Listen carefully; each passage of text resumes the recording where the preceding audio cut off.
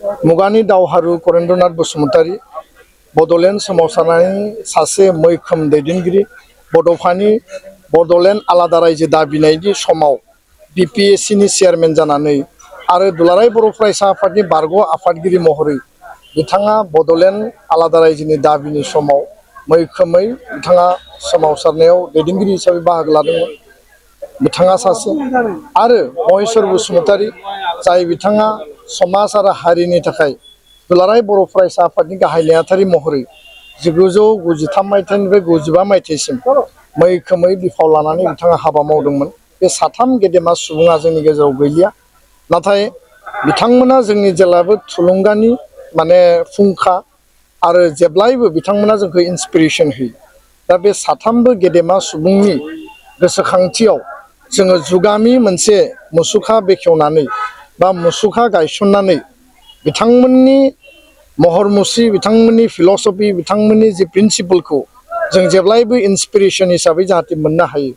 आरो बिथांमोना जिहेतु मुलुगाव गैलिया, बिथांमोनखौ मोनसे जायगायाव थिनानै जुगामि खालामना दोननाया आथिखालनि इयुन जोलैनि बिबान।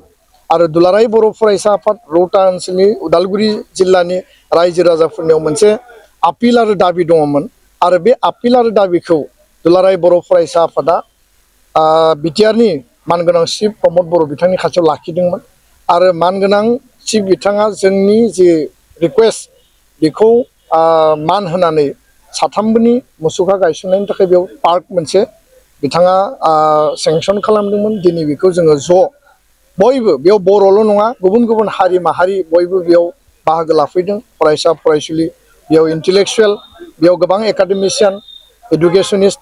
आरो थारैनो दिनैनि साना जोबोद माने जाफुंसारनाय मोनसे गोजोनथावना सान। आरो बिथांमोना जोंनि गेजेराव गैलियाबाबो माहारि दानायनि बेलायाव जेब्लायबो जोंखौ थुलुंगा होगोन। जोंनि फारसे बिथांमोननि अनसायनाया अरायबो थागोन। आरो बिथांमोननि आदर्श आरो आद्रा सिमांखौ मोगथाङाव जाफुंहोनाया जों बयनिबो बिबान। बे पार्कखौ समायना रमायना खालामनानै लाखिनानै जाहाथे बयबो बेयाव फैनो हायो आरो बेखौ साबसिन खालामनो हायो, बिनि थाखाय आरोबाव जों बयबो खामानि मावनांगोन। आरो बे बिथिङाव बिटिआरनि चिफ बिथाङा डेभेलपमेन्टनि बा पार्कनि बिउटिफिकेसननि थाखाय आरोबाव राङारि अनसुंथाइ होगोन होननानै दिनै रायजो राजानि गेजेराव फोसावनानै थांदों। आङो बिथांनिसिम साबायखर बावदों।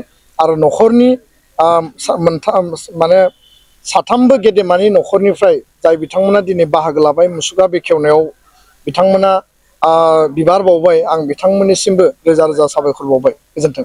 बे समावहाय नुनो मोनदों जिहेतु पार्क बानायदों, पार्क बानायनायनि उनावहाय माखासे बेवहाय नांबावगौ मुवा दङ, जेरै जिरायनाय गेलेनाय, जायखौ चिलड्रेन पार्क होननानै बेनि सायाव बेयाव आरो जथेस्थ' नांबावगोन। बे गिबि खेबनि थाखाय मुसुखा गायसनग्रोनाया जोंनि थांखिमोन, बाउन्डारि वाल होनाया जोंनि थांखिमोन।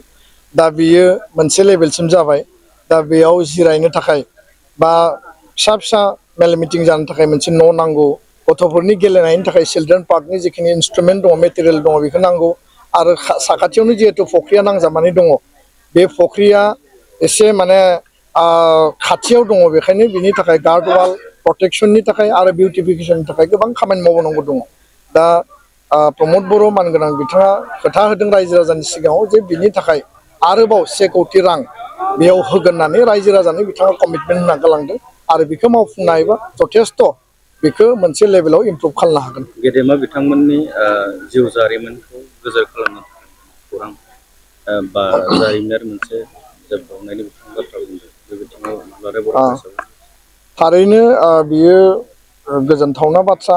आरो बेयाव बिटिआरनि चिफ मानगोनां बिथाङा एनाउन्स खालामदों जे ओनसोलनि रायजो राजा मेलेमजिबि गोरों गोरा ज' मोनसे कमिटि दानानै साथामबो गेदेमा सुबुं बिथांनि आबुं जिउ जारिमिन सुजुनांगौ। आरो बे जिउ जारिमिना बर' माहारिनि, बर' आन्दलननि सोमावसारनायनि, बर' राव थुनलाइखौ माने जि मोनसे थासारियाव क्रिटिकेल थासारियाव बिराम बर' सारा फोथांनानै लाखिनानै गायसननायनि थाखाय खामानि मावदोंमोन। करेन्द्रनाथ बसुमतारीया बर' आन्दलन, बड'फानि बड'लेण्ड सेपारेट स्टेट आन्दलनाव जि मैखोम रल लादोंमोन। आरो महेश्वर बसुमतारीया दुलाराय बर' फरायसा आफादनि जि मोनसे थासारि आरो समाज आरो हारिनि जि आंखाल बा अलखदनि समाव बिबान लादोंमोन। बिथांमोननि जिउ जारिमिनखौ लिरनाया बर' हारिनि जिउ जारिमिननि आधा बेयाव मुसुखा बा महरानो बेयाव बेरखांगोन आरो बेखायनो बे गोनांथि दङ आरो जिउ जारिमिना आबुङै जुदि सुजुजायोब्ला थारैनो बिथांमोनजों खामानि मावफुंनाय दैदेनगिरि गेदेमा बिथांमोना दिनैबो गोथाङै दङ बिथांमोननिफ्रायनो सर्सखौ लानानै जोङो जिउ जारिमिनखौ सुजुनांगोन आरो बेयो जोंनि थाखाय मोनसे गेदेर खामानि बे खामानिखौ जों उननि समाव सावरायलायनानै जोङो इमप्लिमेन्ट खालामगोन आं बे खोथाखौ फोरमायबाय गोजोन्थों हप्तासे जायो पिजिटि आरो जिटिनि रिजाल्टखौ लानानै गोबां दावराव जादों मैयाबो बेयाव दुलाराय बर' फरायसाफोरनि जाहोनाव ना मोनफ्रोमबो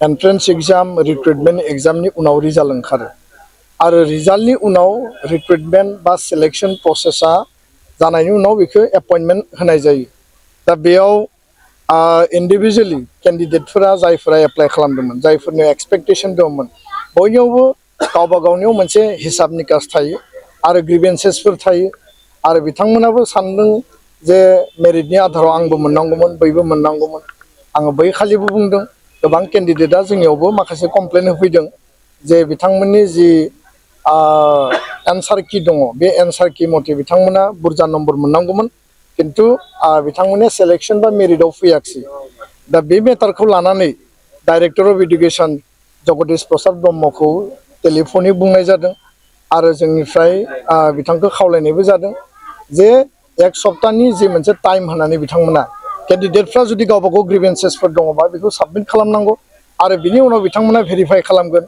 बा रिचेकिं खालामगोन आं मैयाबो बिथांजों रायज्लायदों जे रावबो जाहाथे केन्डिडेटआ डाउट थाया